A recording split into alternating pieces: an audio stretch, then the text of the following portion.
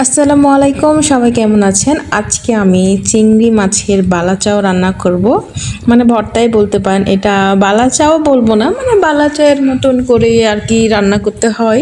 তো আমি প্রথমে ছোট ছোট চিংড়ি মাছগুলোকে ভালো করে ধুয়ে পানি ঝরাতে রেখে দিব একটা ঝাঁকাতে।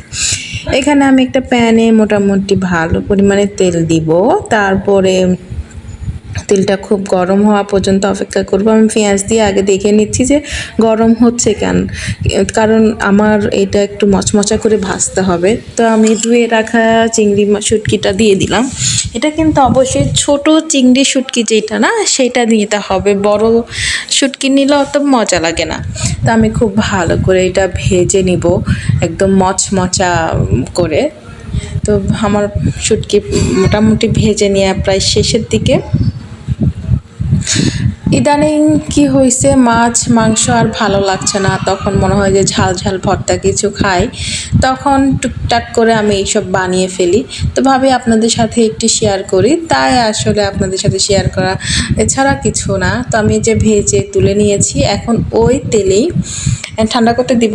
এখন ওই তেলেই আমি কিন্তু শুকনা মরিচ ভেজে নিব। শুকনা মরিচগুলো এত ঝাল, আমি তো 6টা ভাজতেছি, কিন্তু আমি কয়টা দিব সঠিক জানি না, এত ঝাল। একদিন আমি এটা দিয়ে পটল ভর্তা করেছিলাম, মাই গড, আমরা কেউ খেতে পারিনি, ফেলাই দিছি। আমি এত বেশি স্পাইসি খেতে পারি, কিন্তু আমিও একদম খেতে পারি নাই। তো আমার ভাজা হয়ে গেছে, এখন আমি পেঁয়াজ রসুন একসাথেই ভাজতে দিয়েছি। আপনারা চাইলে আলাদা আলাদা করেও ভাজতে পারেন, আমার হাতে অত সময় ছিল না, কারণ আমরা রাত্রে যেহেতু ডিনার করবো এটা দিয়ে, তো সেই জন্য আমার একসাথেই ভাজতে হয়েছে।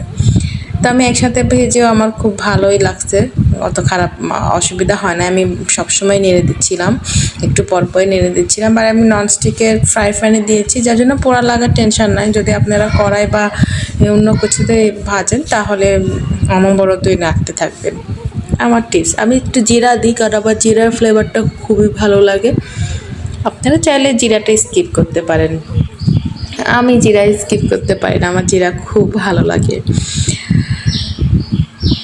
তো এই তো ভেজে নিয়ে শেষ। আর দেখতেছেন তো চুলা মুছি, মেয়েদের এমন একটা জীবন, চাই নিজে মানে স্কিন কেয়ার করি বা কিছু করি বা না করি, চুলার যত্ন করতে হয়, সিঙ্কের যত্ন করতে হয়। মানে রান্নাঘরটা আমাদের একদম, আমাদের অফিস তো, ওই জন্য আমরা যারা মেয়েরা রান্না বান্না করি তারা জানি, আর আমাদের রান্নাঘরটা আমাদের ইমোশন কাজ করে।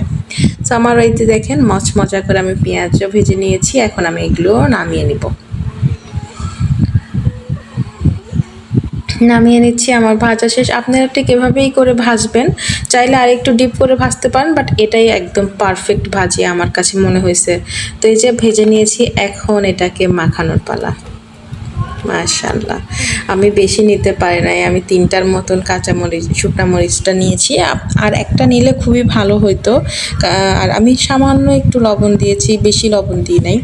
এখন খুব করে কচলায় কচলায় কচলায় মেখে নিচ্ছি। আর এটা যে মচমচা করতেছিল সেই, আর এটা খেতেও মাশাআল্লাহ দারুণ দারুণ। আমার তো, আমি যে ভয়েস ওভার করছি না, আমার একদম জিভে পানি চলে আসছে।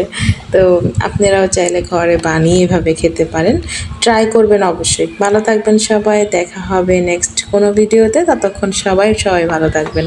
আল্লাহ হাফেজ।